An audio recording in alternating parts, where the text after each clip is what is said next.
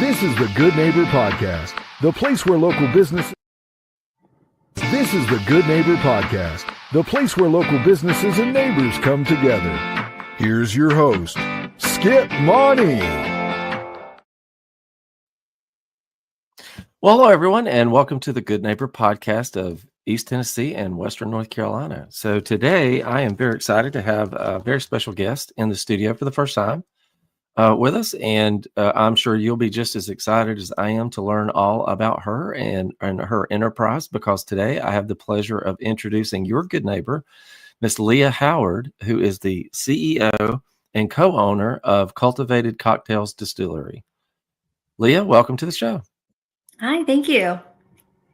We're thrilled to have you, like I said, and very excited to learn all about Cultivated Cocktails Distillery. So if you don't mind, why don't you kick us off by telling us what you do?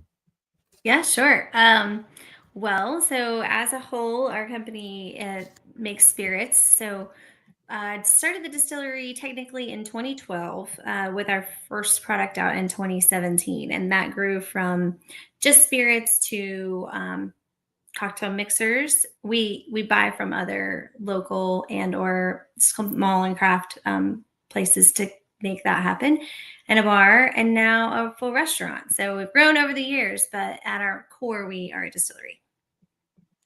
Very, very cool. Now, what's your journey? How did you get started in this business?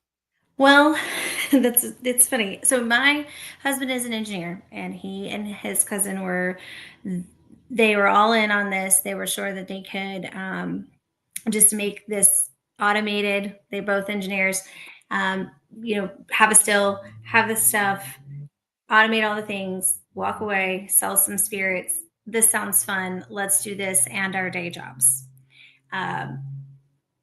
That is also the great thing about an engineer is they are incredibly intelligent and they can automate everything. And then the downfall of that is they don't want to automate anything. They want to control everything. So as it turns out, the control system is actually a person, right? And so it was my husband, Taylor. And then, over the years, we've had a couple of distillers, but we've had current distiller, Real Adams, for over 6 years now, and he's been with us. So he's really the hands-on deck and the person who is like watching all the systems and making the spirits the way they are every day. And we hand craft those and hand bottle those and the whole 9 yards. So I was doing something different, but then this is very hands-on. And so I kind of dove in 2017 to start taking on some of the not so fun admin roles, paperwork, taxes, etc. And then I kind of took us a step further by opening up a distillery in downtown Asheville. So that one was to be for tastings and bottle sales, but also we were hoping for cocktails. And so at that time I had also joined and started to be involved in legislation and changes for North Carolina craft spirits, beverage industry as a whole, but of course with a focus on craft spirits. So knowing what I knew was happening in legislation, I kind of took the leap of faith to say, I think we're going to be able to do cocktails in distilleries and sell them come this, this bill is going to pass, and we're hoping for the best, right? HB 290, I believe, was the bill number at that time. So it was House bill, and it that we were trying to get pushed through. So it did pass, and a lot of changes that year. To be fair, that was 2019, went through. But one of them was cocktails, that we could be serving cocktails as a distillery, as a producer, with our spirits without going to the ABC store and purchasing them and bringing them back and serving them. We could just, pull them right out of bond and, of course, pay the taxes and then serve the cocktails. So we did that for a little while. And that's really where I got super involved, was because I was the only one at that time out of us that had any kind of industry, bar, restaurant service whatsoever. So I dove into that, and also the store part. We decided if you needed it to make a cocktail, we should have it in the store. So everything from shakers to jiggers to cocktail mixers, shrubs and sugar cubes, and everything you needed, glassware. So we have all of that, and then also the spirits, and then we're making these custom cocktails with the stuff. So eventually it was like me and one other person, and she's also still with us, Kelsey, and she's been with us for over 6 years as well. Her and Real started literally the same January. And it's been such a journey. We've grown. That was a tiny little place.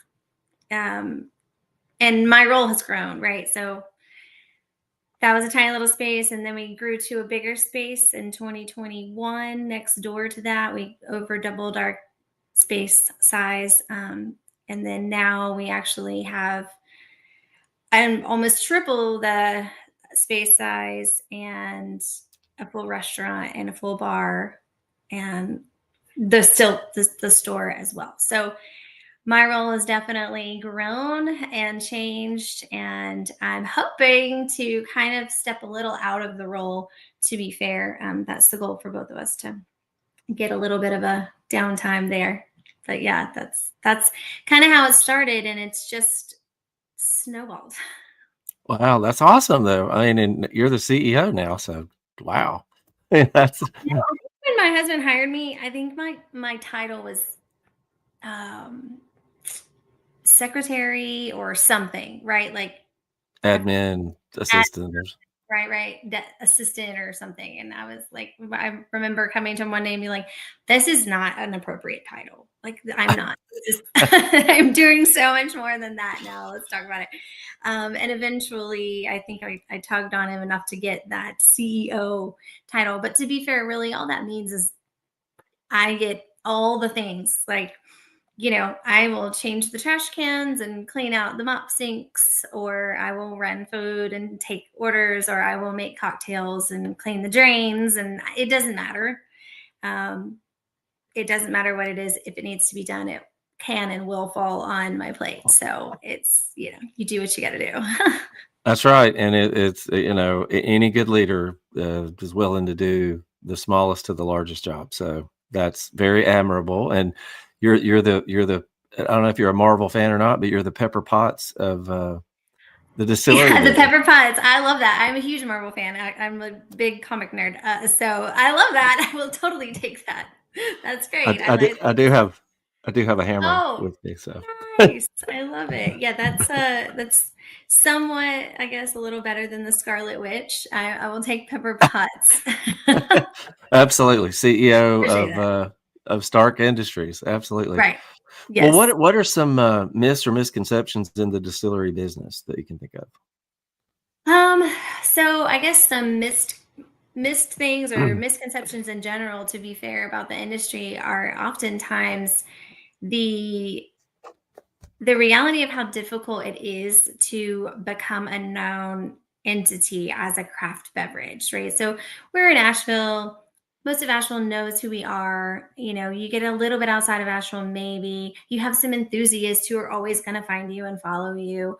But the reality is you have to scale up to bring your costs down. And scaling up, it's going to cost, obviously, also. And to scale up reasonably is going to take time. So we can't necessarily compete with, like, let's say Tito's. And I don't even want to bring their name up, but here's the thing.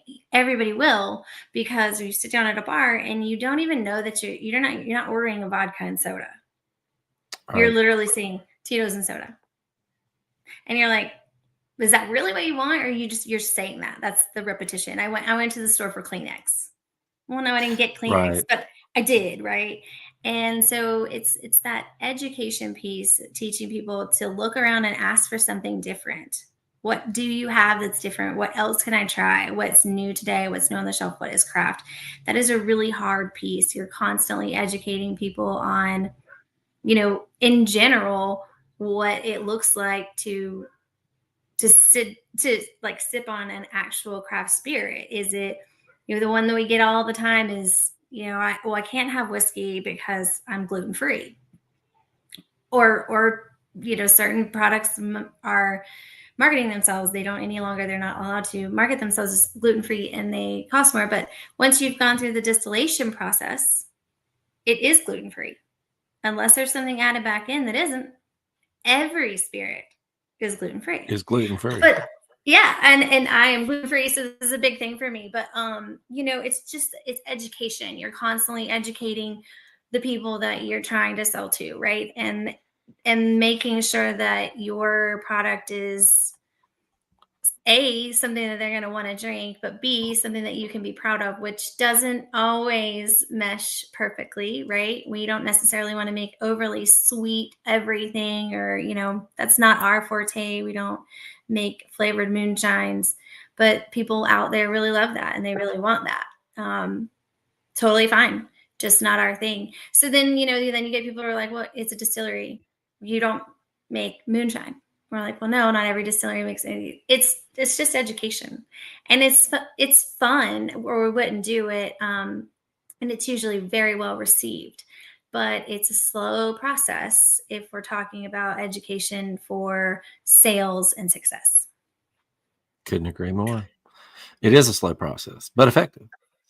So, outside of work, if there is time outside of work, what do you like to do for fun? I love that you prefaced with "if there is." There really isn't.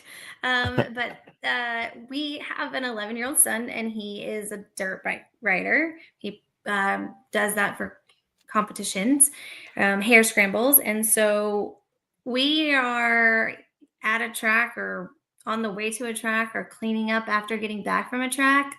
Pretty much, if we're not at work. Well, and that's fun, right? It is fun. It's a lot of fun. It's a space where kids can really be kids. It's competitive, but there's a saying like "Moto Mom." If you know, and that's real. Like, it doesn't matter whose kid just went down in front of you. You're helping them. You're on the Right. track. You're getting them up, and I love that community and camaraderie in that sport. So that was not where I thought I would be. I'm a soccer mom with a van, but now I'm a moto mom with a sprinter. That's fine. I love it. And I love that he chose that. But yeah, that's pretty much our spare time. I imagine that could be a little stressful for you too. Maybe just it can be a little stressful. I fortunately cannot see him for like the majority of the race, because he's like on the track and then goes out in the woods like 4 miles. So I can't always see everything he does. And he's also super, super cautious. So I got lucky that I just have a cautious kid. But yeah, there can be some later in the day, cocktails necessary. That's what I was gonna say. Calm the nerves. Definitely. Well, if Leah, if you could think of one thing that you'd like our listeners to remember about Cultivated Cocktails Distillery, what would that be? I think the biggest thing to remember about us is that we are really striving to create an experience for all of our visitors. So if you're anywhere in the area and you want the experience of a distillery from grain to garnish, then we would love to be that for you. And we do our best to make sure that we have the best customer service, the best spirits, and hopefully, you remember that and you return. But I think that's the biggest thing. Good thing to remember, for sure. And for those of us who've not had the opportunity to visit the distillery and are very interested in coming and hanging out and checking out your spirits and the food and everything, how can we do that? How can we learn more? So we have a website, cultivatedcocktails.com. And then we have our Instagram and Facebook pages are also Cultivated Cocktails Distillery. We even have a TikTok. That's new. I'm trying to make, I think we have 2 posts, but we're working on that.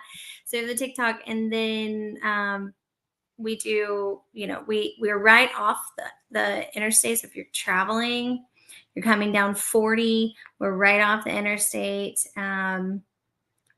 A lot of people avoided us because we got the brunt end of the hurricane last year in our area, but it is much better. So putting that out there, you can totally get to all of us and everything around us. And it is, it is up and running, and we would welcome the visitors. So right off of 40 there, easy access. I'm not saying the exact exit because I don't recall.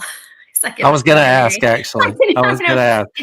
It's maybe 52, I think, but and it's the exit that like you're gonna go out towards. You could go to Chimney Rock that way. Technically, you're going towards Fairview that way. So Bat Cave, right? That's either 53A or B, I think, if I'm not mistaken. So yes. one of those, and it's the one that swings you towards the Bat Cave side. Like you would keep going, right? And so whichever one that is, to get to Bat Cave, but that's not necessarily close to us, but same exit. Yeah, so we're right off the interstate, super easy to get to, big parking lot. Yeah, we've got access for everybody. We love to have visitors. Awesome. Exit 53 or A or B, one of those. Well, very cool, Leah. Very cool. I'm very familiar with that exit. Actually, I've traveled that many times. I lived in Burlington, but was or commuted to where I live now in East Tennessee. So anyway, so not far from Hot Springs. Okay, that's fun. So thank you so much for spending time with our listeners and viewers and telling us all about Cultivated Cocktails and about you and your journey. And we wish you and your family and your safety for your son and fun, and but wish you all the best moving forward. Thank you. I appreciate it. Absolutely. And maybe we can have you back on the show again sometime. Sure. All right. Sounds good. We'll talk soon. Okay, thanks. Thank you for listening to the Good Neighbor Podcast. To nominate your favorite local businesses to be featured on the show, go to gnptry-cities.com. That's gnptry-cities.com or call 423-719-5873.